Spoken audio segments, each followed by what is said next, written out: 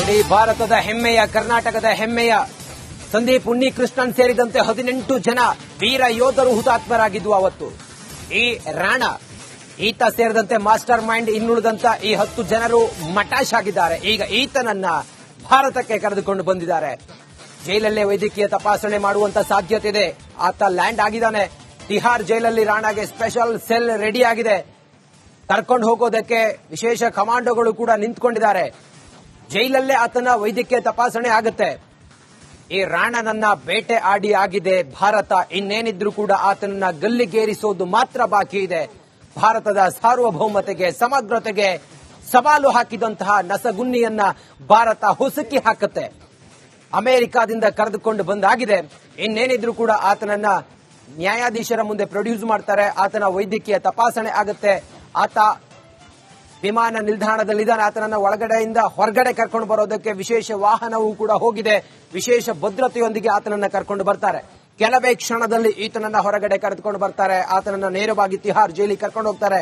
ಅಲ್ಲಿ ಆತನ ವೈದ್ಯಕೀಯ ತಪಾಸಣೆ ಆಗುತ್ತೆ ಅನ್ನೋದ್ರ ಬಗ್ಗೆ ಈ ಹೊತ್ತಿನ ಮಾಹಿತಿ ಇದೆ. ಅದಾದ ನಂತರ ಆತನನ್ನ ನೇರವಾಗಿ ನ್ಯಾಯಾಧೀಶರ ಮುಂದೆ ಪ್ರೊಡ್ಯೂಸ್ ಮಾಡ್ತಾರೆ. ಮತ್ತೆ ಸಂಪರ್ಕದಲ್ಲಿದ್ದಾರೆ ಚಂದಿ ಪುರಾಣಿಕ್ ಸರ್. ತಾವು ಗಮನಿಸ್ತಾ ಇದ್ರಿ, ಇದೊಂದು ಐತಿಹಾಸಿಕ ದಿನ ಇವತ್ತು.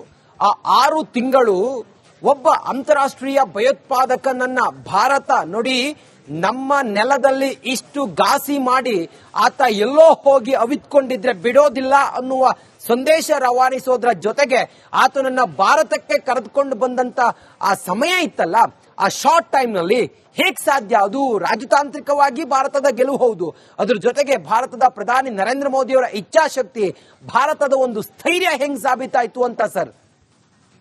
ಈಗ ಒಂದ್ ರೀತಿನಲ್ಲಿ ನಾವು ನೋಡೋದಾದ್ರೆ, ಈಗ ಅಮೆರಿಕಾದಲ್ಲಿ ಎಂತ ಕ್ರಿಮಿನಲ್ಗಳು ಆಶ್ರಯ ಪಡಿಬಹುದು. ಯಾಕಂದ್ರೆ ಆ ದೇಶದಲ್ಲಿ ಶರಣರಾಗಿ ನಮ್ಮ ದೇಶಕ್ಕೆ ಕಾನೂನಿನಲ್ಲಿ ತೊಂದರೆ ಇದೆ, ಭಾರತದಲ್ಲಿ ಸರಿ ಇಲ್ಲ ವ್ಯವಸ್ಥೆ, ಮತ್ತೆ ಇಲ್ಲಿ ನಮಗೆ ರಕ್ಷಣೆ ಸಿಗುತ್ತೆ ಅಂತ ಹೇಳಿದ್ರೆ ಅದಕ್ಕೂ ಅಲೋ ಮಾಡ್ತಾನೆ. ಅದು ಇದೆಲ್ಲ ನಾರ್ಮಲ್ ಕ್ರಿಮಿನಲ್ಸ್ ಅಥವಾ ಈ ರೀತಿ ಒಂದು ಪರೋಕ್ಷವಾಗಿ ಒಂದು ವೀಸಾ ಇಲ್ದಲೆ ಬರ್ತಕ್ಕಂತ ಒಂದು ಇಲ್ಲಿಗಲ್ ಇಮಿಗ್ರೆಂಟ್ಸ್ಗೆ ಇದು ಅದು ಒಂದ್ ಕಡೆ. ಅದ್ ಬಿಡಿ, ನೀವ್ ಹೇಳಿದ್ರಲ್ಲ ಈಗ ಇವನು is a renowned international terrorist, is a brain behind the entire attack of Mumbai. So, ಆ ಒಂದು ದೃಷ್ಟಿಯಿಂದ he is considered as the master plan and himself is a person who has guided all these people. ಅದರಿಂದ ಮತ್ತೆ ಪರೋಕ್ಷವಾಗಿ ಇವನ್ ಪತ್ರ ಇಲ್ಲ, ನೇರವಾಗಿ ಇವನ್ ಪತ್ರ ಇಲ್ಲ. ಕಾರಣ ಏನು? ಇವನು ಈ ರೀತಿ ಒಂದು ಮ್ಯಾಪ್ ಅನ್ನು ಹಾಕೊಡದೆ ಹೋಗಿದ್ದಾರೆ. ಅವರು ಸಮುದ್ರದ ಮೂಲಕ, ಗೇಟ್ ಆಫ್ ಇಂಡಿಯಾದ ಮೂಲಕ ರಾತ್ರೋರಾತ್ರಿ ಇಳಿದು ತಕ್ಷಣ ಬಂದು ಆಕ್ಷನ್ ನಲ್ಲಿ ಬಂದ ತಕ್ಷಣ ಅವ್ರು ಆಕ್ಷನ್ ಹೋಗ್ತಾರೆ. ಅಂದ್ರೆ ಏನಾಯ್ತು, ನಮ್ಮ ಸೆಕ್ಯೂರಿಟಿ ಇಂಟೆಲಿಜೆನ್ಸ್ ಫೇಲ್ಯೂರ್ ಎಷ್ಟರ ಮಟ್ಟಿಗಿತ್ತು ಅಂದ್ರೆ ನಮಗೆ ಆಶ್ಚರ್ಯ ಆಗುತ್ತೆ. ಬಾಂಬೈನಂತ ಅತ್ಯಂತ ಹಣಕಾಸಿನ capital, international financial capital of India, ಅಲ್ಲಿ ಈ ರೀತಿ ಆಗುತ್ತೆ ಅಂದ್ರೆ ನಾವು ಏನನ್ನ ಊಹಿಸ್ಲಿಕ್ಕೆ ಸಾಧ್ಯ? ಸೊ ಅದೊಂದು ನಮಗೆ ಒಂದು ರೀತಿಯಲ್ಲಿ ಅವಮರ್ಯಾದೆ ಆಗಿರ್ತಕ್ಕಂಥ ಸಂದರ್ಭ. ಸೊ ಇಂಥ ಒಂದು ಸನ್ನಿವೇಶದಲ್ಲಿ ಈ ರೀತಿಯ ಒಂದು ಪ್ಲಾನ್ ಮಾಡಿ ಈ ದೇಶಕ್ಕೆ ಆಘಾತವನ್ನು ಉಂಟು ಮಾಡಿ ಬರೀ ಎಮೋಷನಲ್ ಆಗಿ ತಗೊಳ್ಕೋಬಾರ್ದು ನಾವು. It's A very well planned conspiracy of international terrorist. So ಈ ಹೆಡ್ಲಿ ಮತ್ತೆ ಪ್ರಾಣ ಹಿಂದೆ ಇರ್ತಕ್ಕಂಥ ಶಕ್ತಿಗಳು ಯಾರು? ಈ ಶಕ್ತಿಗಳು ಯಾವ ಯಾವ ರೀತಿಯಲ್ಲಿ ಇಂತಹ ಪಿತೂರಿಯನ್ನ ಹಂತ ಹಂತವಾಗಿ ವರ್ಷ ವರ್ಷ ಅವ್ರು ಮಾಡ್ಕೊಂಡು ಬಂದಿದ್ದಾರೆ. ಈ ರೀತಿಯ ಒಂದು ವ್ಯವಸ್ಥೆಯ ಒಂದು ಜಾಲ ಇದೆಯಲ್ಲ, ಅದೃಷ್ಟ ಕೂಟದ ಜಾಲ, ಅದನ್ನ ಹೊರತೆಗಿಬೇಕು. ಆವಾಗಲೇ ರಾಣಾದ ಒಂದು ಕೃತ್ಯಕ್ಕೆ ಒಂದು ರೀತಿಯಲ್ಲಿ ಅವ್ನು ಮಾಡಿರೋ ಶಿಕ್ಷೆಗೆ ಅವನು ಹಾರನಾಗ್ತಾನೆ. ಇಲ್ಲೇ ಏನಾಗುತ್ತೆ, ಅವನು ಯಾವುದೋ ಎಮೋಷನಲ್ ಆಗಿ ಪಾಕಿಸ್ತಾನದ ಮೇಲೆ ಪ್ರೇಮದಿಂದ ಇಲ್ಲಿ ಬಂದ್ ಮಾಡಿದ ಅಂತಕ್ಕಂಥ ಒಂದು ಸಾಮಾನ್ಯವಾದ ತಿಳುವಳಿಕೆಯಲ್ಲಿ ಮಾಡೋದು. ಇದು ಬಹಳ ದೊಡ್ಡ ಒಂದು ಸೀರಿಯಸ್ ಇದು. ಅದರಿಂದ it's a big diplomatic victory for India. ಯಾಕೆ? ಇಂಡಿಯಾ ಕಾನೂನಿನ ಪ್ರಕಾರ ಅಮೆರಿಕಾದ ಎಲ್ಲ ಕಾನೂನುಗಳನ್ನ ಗೌರವಿಸಿದೆ. 16 ವರ್ಷ, ಇಮ್ಯಾಜಿನ್ 16 ವರ್ಷ ಇವನನ್ನ ಪಡೆಯಲಿಕ್ಕೆ ಪ್ರಯತ್ನ ಪಟ್ಟಿದ್ದಾರೆ ಅಂದ್ರೆ ಎಷ್ಟು ಎವಿಡೆನ್ಸ್ ಕೊಟ್ಟಿರ್ಬೋದು, ಆ ಜಡ್ಜ್ ಎಷ್ಟು ರೀತಿಯ ಪ್ರಶ್ನೆಗಳನ್ನು ಕೇಳಿರ್ಬೋದು. ಬಹುಶಃ ನಿಮಗೆ ಮುಂದೆ ಅದ್ರ ವಿವರಗಳು ಬಂದಾಗ ನಿಮಗೆ ಇನ್ನೂ ಅದನ್ನೇ ಒಂದು ಸಪರೇಟ್ ಎಪಿಸೋಡ್ ಸೀರಿಯಲ್ ಮಾಡ್ಬೋದು ನೀವು. ಅಂದ್ರೆ ಆ ರೀತಿಯ ಒಂದು ಏನು ಪ್ರಕ್ರಿಯೆ ಆಗಿದೆಯಲ್ಲ, ಇದು first of it's kind in India. ನನ್ನ ಪ್ರಕಾರ ನನಗೆ ಇರ್ತಕ್ಕಂಥ 65 ವರ್ಷಗಳ ಈ ಅಂತಾರಾಷ್ಟ್ರೀಯ ಸಂಬಂಧಗಳ ಮತ್ತು ಸೆಕ್ಯೂರಿಟಿ ಅಫೇರ್ಸ್, ಇಂಟರ್ನ್ಯಾಷನಲ್ ಕಾನ್ಫ್ಲಿಕ್ಟ್ಸ್, ಇವುಗಳನ್ನ ಗುರುತು ವೆಚ್ಚ ಮಾಡಿದಾಗ ಇದು ನಿಜವಾಗಿಯೂ ಒಂದು ರೀತಿಯ ಅಪರೂಪದ ಯಶಸ್ಸು ಅಂತಕ್ಕಂಥದ್ದನ್ನು ಕಾಡ್ತೇನೆ. ಕಾರಣ ಅವರಲ್ಲಿರ್ತಕ್ಕಂಥ ಡಾಕ್ಯುಮೆಂಟ್ಸ್ ಅನ್ನೆಲ್ಲ ಪ್ರೊಡ್ಯೂಸ್ ಮಾಡ್ತಾರೆ, ಅವನ ಸಂಭಾಷಣೆಯ ರೆಕಾರ್ಡೆಡ್ ಇದನ್ನು ಕೊಡ್ತಾರೆ, ಎಷ್ಟು ಹೊತ್ತು ಮಾತಾಡ್ದ, ಇವನು ಎಷ್ಟು ಹೊತ್ತು ಬಾಂಬೆನಲ್ಲಿ ಇದ್ದ, ಬಾಂಬೆನಲ್ಲಿ ಈ ರೀತಿಯ ಪ್ಲಾನ್ ಮಾಡಿ ಮತ್ತೆ ಅವನು ಈ ಪ್ಲಾನ್ ಅನ್ನು ಎಕ್ಸಿಕ್ಯೂಟಿವ್ ಮಾಡಕ್ಕೆ ಎಲ್ಲಿ ಹೋಗಿದ್ದ, ಅಮೆರಿಕದಿಂದ ಮಾಡಿದ್ನೆ, ಕೆನಡಾದಿಂದ ಮಾಡಿದ್ನೆ, ಅಥವಾ ಯಾವ ಒಂದು ಪ್ರದೇಶದಲ್ಲಿ ಮಾಡಿದ, ಭಾರತದ ಗಡಿಯಲ್ಲಿ ಮಾಡಿದ್ನೆ, ಅವ್ರಿಗೆಲ್ಲ ಕಳಿಸ್ಲಿಕ್ಕೆ ಪಾಕಿಸ್ತಾನದ ಮೂಲಕ ಸಹಾಯವನ್ನು ಕೊಡೋದು ಮಾಡಿದ್ನೆ. ಇವೆಲ್ಲವನ್ನೂ ನಾವು ಎವಿಡೆನ್ಸ್ ಆಗಿ ಕೊಟ್ರೆ ಬಹುಶಃ ಪಾಕಿಸ್ತಾನವೂ ಎಕ್ಸ್ಪೋಸ್ ಆಗುತ್ತೆ. ಇಲ್ಲಿ ಪಾಕಿಸ್ತಾನವನ್ನ ಎಕ್ಸ್ಪೋಸ್ ಮಾಡತಕ್ಕಂತ ಒಂದು ಇಂಟರ್ನ್ಯಾಷನಲ್ ಕಾನ್ಸ್ಪಿರಸಿಯ ಲಿಂಕ್ ಅನ್ನ ನಾವು ಬರೀ ಕಾಶ್ಮೀರದ ಗಡಿಯಲ್ಲ, ಇಡೀ ದೇಶದ ಮೇಲೆ ಅವರ ಒಂದು ಭಯೋತ್ಪಾದನೆಯ ಒಂದು ಭಯ ಇದೆ ಅಥವಾ ಒಂದು ರೀತಿಯಲ್ಲಿ ಸನ್ನಿವೇಶ ಇದೆ ಇಂತಕ್ಕಂಥದ್ದನ್ನು ಮಾಡ್ಲಿಕ್ಕೆ ಇದು. ಅದರಿಂದ ಈ ಟ್ರಯಲ್ ಇದೆಯಲ್ಲ, ಇವರ ಒಂದು ಏನು ನ್ಯಾಯ ಒಂದು ವಿಚಾರಣೆ ಇದೆಯಲ್ಲ, ಆ ವಿಚಾರಣೆಯಲ್ಲಿ ಈ ಎಲ್ಲ ಅಂಶಗಳು ಹೊರಗೆ ಬರುತ್ತೆ. ಅವುಗಳನ್ನ ನಾವು ಸಂಪೂರ್ಣವಾಗಿ ಆಧಾರ ಸಹಿತವಾಗಿ ಗಮನದಲ್ಲಿಟ್ಟುಕೊಂಡು ದೇಶದ ಸಮಗ್ರ ಭೂಗೋಳದ ಪ್ರದೇಶದಲ್ಲಿ ಎಲ್ಲೆಲ್ಲಿ ನಮ್ಮ ಸಮುದ್ರ 3500 ಕೋಸ್ಟಲ್ ಲೈನ್ ತೀರ ಪ್ರದೇಶ ಪ್ರೊಫೆಸರ್ ವಂದಗಳಿಗೆ ಒಂದು ನೋಡಿ, ಭಾರತದ ಹೆಮ್ಮೆಯ, ಕರ್ನಾಟಕದ ಹೆಮ್ಮೆಯ ಸಂದೀಪ್ ಉನ್ನಿಕೃಷ್ಣನ್ ಸೇರಿದಂತೆ 18 ಜನ ವೀರ ಯೋಧರು ಹುತಾತ್ಮರಾಗಿದ್ದು ಅವತ್ತು. ಈ ರಾಣಾ ಈತ ಸೇರಿದಂತೆ ಮಾಸ್ಟರ್ ಮೈಂಡ್ ಇನ್ನುಳಿದಂತ ಈ 10 ಜನರು ಮಟಾಶ್ ಆಗಿದ್ದಾರೆ. ಈಗ ಈತನನ್ನ ಭಾರತಕ್ಕೆ ಕರೆದುಕೊಂಡು ಬಂದಿದ್ದಾರೆ. ಜೈಲಲ್ಲೇ ವೈದ್ಯಕೀಯ ತಪಾಸಣೆ ಮಾಡುವಂತ ಸಾಧ್ಯತೆ ಇದೆ. ಆತ ಲ್ಯಾಂಡ್ ಆಗಿದ್ದಾನೆ ತಿಹಾರ್ ಜೈಲಲ್ಲಿ. ರಾಣಾಗೆ ಸ್ಪೆಷಲ್ ಸೆಲ್ ರೆಡಿ ಆಗಿದೆ. ಕರ್ಕೊಂಡು ಹೋಗೋದಕ್ಕೆ ವಿಶೇಷ ಕಮಾಂಡೋಗಳು ಕೂಡ ನಿಂತ್ಕೊಂಡಿದ್ದಾರೆ. ಜೈಲಲ್ಲೇ ಆತನ ವೈದ್ಯಕೀಯ ತಪಾಸಣೆ ಆಗುತ್ತೆ. ಈ ರಾಣನನ್ನ ಬೇಟೆ ಆಡಿ ಆಗಿದೆ ಭಾರತ. ಇನ್ನೇನಿದ್ರೂ ಕೂಡ ಆತನನ್ನ ಗಲ್ಲಿಗೇರಿಸೋದು ಮಾತ್ರ ಬಾಕಿ ಇದೆ. ಭಾರತದ ಸಾರ್ವಭೌಮತೆಗೆ, ಸಮಗ್ರತೆಗೆ ಸವಾಲು ಹಾಕಿದಂತಹ ನಸಗುನ್ನಿಯನ್ನ ಭಾರತ ಹುಸುಕಿ ಹಾಕುತ್ತೆ. ಅಮೆರಿಕಾದಿಂದ ಕರೆದುಕೊಂಡು ಬಂದಾಗಿದೆ. ಇನ್ನೇನಿದ್ರೂ ಕೂಡ ಆತನನ್ನ ನ್ಯಾಯಾಧೀಶರ ಮುಂದೆ ಪ್ರೊಡ್ಯೂಸ್ ಮಾಡ್ತಾರೆ. ಆತನ ವೈದ್ಯಕೀಯ ತಪಾಸಣೆ ಆಗುತ್ತೆ. ಆತ ವಿಮಾನ ನಿಲ್ದಾಣದಲ್ಲಿದ್ದಾನೆ. ಆತನನ್ನ ಒಳಗಡೆಯಿಂದ ಹೊರಗಡೆ ಕರ್ಕೊಂಡು ಬರೋದಕ್ಕೆ ವಿಶೇಷ ವಾಹನವೂ ಕೂಡ ಹೋಗಿದೆ. ವಿಶೇಷ ಭದ್ರತೆಯೊಂದಿಗೆ ಆತನನ್ನ ಕರ್ಕೊಂಡು ಬರ್ತಾರೆ. ಕೆಲವೇ ಕ್ಷಣದಲ್ಲಿ ಈತನನ್ನ ಹೊರಗಡೆ ಕರೆದುಕೊಂಡು ಬರ್ತಾರೆ. ಆತನನ್ನ ನೇರವಾಗಿ ತಿಹಾರ್ ಜೈಲಿಗೆ ಕರ್ಕೊಂಡು ಹೋಗ್ತಾರೆ. ಅಲ್ಲಿ ಆತನ ವೈದ್ಯಕೀಯ ತಪಾಸಣೆ ಆಗುತ್ತೆ ಅನ್ನೋದ್ರ ಬಗ್ಗೆ ಈ ಹೊತ್ತಿನ ಮಾಹಿತಿ ಇದೆ. ಅದಾದ ನಂತರ ಆತನನ್ನ ನೇರವಾಗಿ ನ್ಯಾಯಾಧೀಶರ ಮುಂದೆ ಪ್ರೊಡ್ಯೂಸ್ ಮಾಡ್ತಾರೆ. ಮತ್ತೆ ಸಂಪರ್ಕದಲ್ಲಿದ್ದಾರೆ ಚಂಬಿ ಪುರಾಣಿಕ್ ಸರ್. ತಾವು ಗಮನಿಸ್ತಾ ಇದ್ರಿ, ಇದೊಂದು ಐತಿಹಾಸಿಕ ದಿನ ಇವತ್ತು.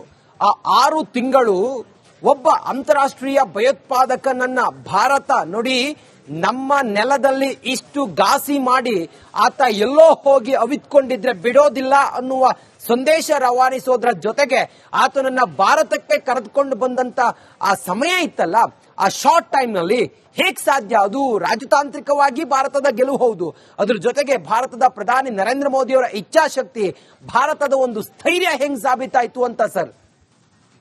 ಈಗ ಒಂದ್ ರೀತಿನಲ್ಲಿ ನಾವು ನೋಡೋದಾದ್ರೆ, ಈಗ ಅಮೆರಿಕಾದಲ್ಲಿ ಎಂತ ಕ್ರಿಮಿನಲ್ಗಳು ಆಶ್ರಯ ಪಡಿಬಹುದು. ಯಾಕಂದ್ರೆ ಆ ದೇಶದಲ್ಲಿ ಶರಣರಾಗಿ ನಮ್ಮ ದೇಶಕ್ಕೆ ಕಾನೂನಿನಲ್ಲಿ ತೊಂದರೆ ಇದೆ, ಭಾರತದಲ್ಲಿ ಸರಿ ಇಲ್ಲ ವ್ಯವಸ್ಥೆ, ಮತ್ತೆ ಇಲ್ಲಿ ನಮಗೆ ರಕ್ಷಣೆ ಸಿಗುತ್ತೆ ಅಂತ ಹೇಳಿದ್ರೆ ಅದಕ್ಕೂ ಅಲೋ ಮಾಡ್ತಾನೆ. ಅದು ಇದೆಲ್ಲ ನಾರ್ಮಲ್ ಕ್ರಿಮಿನಲ್ಸ್ ಅಥವಾ ಈ ರೀತಿ ಒಂದು ಪರೋಕ್ಷವಾಗಿ ಒಂದು ವೀಸಾ ಇಲ್ದಲೆ ಬರ್ತಕ್ಕಂತ ಇಲ್ಲಿಗಲ್ ಇಮಿಗ್ರೆಂಟ್ಸ್ಗೆ ಇದು ಅದು ಒಂದ್ ಕಡೆ. ಅದ್ ಬಿಡಿ, ನೀವ್ ಹೇಳಿದ್ರಲ್ಲ, ಈಗ ಇವನು is a renowned international terrorist, is a brain behind the entire attack of Mumbai.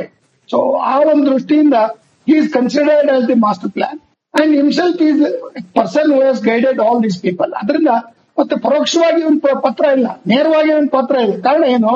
ಇವನು ಈ ರೀತಿ ಒಂದು ಮ್ಯಾಪ್ ಅನ್ನು ಹಾಕೊಡದೆ ಹೋಗಿದ್ದಾರೆ.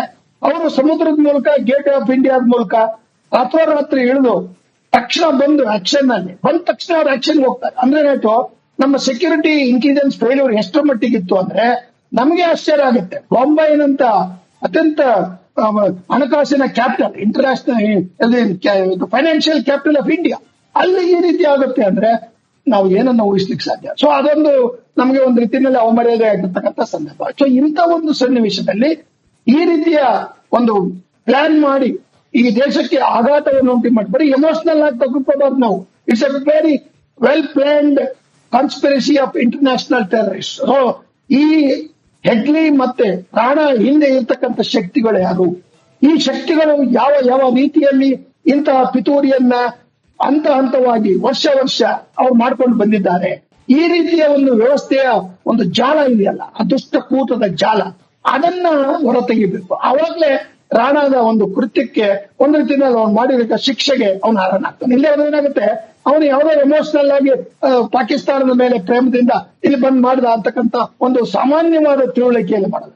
ಇದು ಬಹಳ ದೊಡ್ಡ ಒಂದು ಸೀರಿಯಸ್ ಇದು. ಅದ್ರೇ it's a big diplomatic victory for India. ಯಾಕೆ ಇಂಡಿಯಾ ಕಾನೂನಿನ ಪ್ರಕಾರ ಅಮೆರಿಕಾದ ಎಲ್ಲ ಕಾನೂನುಗಳನ್ನ ಗೌರವಿಸಿದೆ. 16 ವರ್ಷ ಇಮ್ಯಾಜಿನ್ 16 ವರ್ಷ ಇವನನ್ನ ಪಡೆಯಲಿಕ್ಕೆ ಪ್ರಯತ್ನ ಪಟ್ಟಿದ್ದಾರೆ ಅಂದ್ರೆ ಎಷ್ಟು ಎವಿಡೆನ್ಸ್ ಕೊಟ್ಟಿರ್ಬೋದು, ಆ ಜಡ್ಜ್ ಎಷ್ಟು ರೀತಿಯ ಪ್ರಶ್ನೆಗಳನ್ನು ಕೇಳಿರ್ಬೋದು.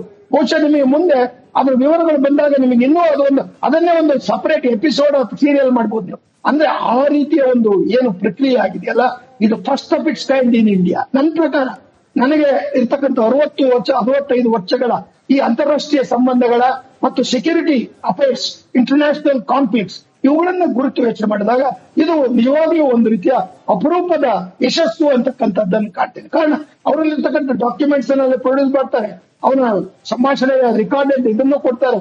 ಎಷ್ಟು ಹೊತ್ತು ಮಾತಾಡಿದ ಇವನು, ಎಷ್ಟು ಹೊತ್ತು ಬಾಂಬೆನಲ್ಲಿ ಇದ್ದ, ಬಾಂಬೆನಲ್ಲಿ ಈ ರೀತಿಯ ಪ್ಲಾನ್ ಮಾಡಿ ಮತ್ತೆ ಅವನು ಈ ಪ್ಲಾನ್ ಅನ್ನು ಎಕ್ಸಿಕ್ಯೂಟಿವ್ ಮಾಡಕ್ಕೆ ಎಲ್ಲಿ ಹೋಗಿದ್ದ, ಅಮೆರಿಕದಿಂದ ಮಾಡಿದ್ನೆ, ಕೆನಡಾದಿಂದ ಮಾಡಿದ್ನೆ, ಅಥವಾ ಯಾವ ಒಂದು ಪ್ರದೇಶದಲ್ಲಿ ಮಾಡಿದ, ಭಾರತದ ಗಡಿಯಲ್ಲಿ ಮಾಡಿದ್ನೆ, ಅವ್ರಿಗೆಲ್ಲ ಕಳಿಸ್ಲಿಕ್ಕೆ ಪಾಕಿಸ್ತಾನದ ಮೂಲಕ ಸಹಾಯವನ್ನು ಪಡೆದು ಮಾಡಿದ್ನೆ.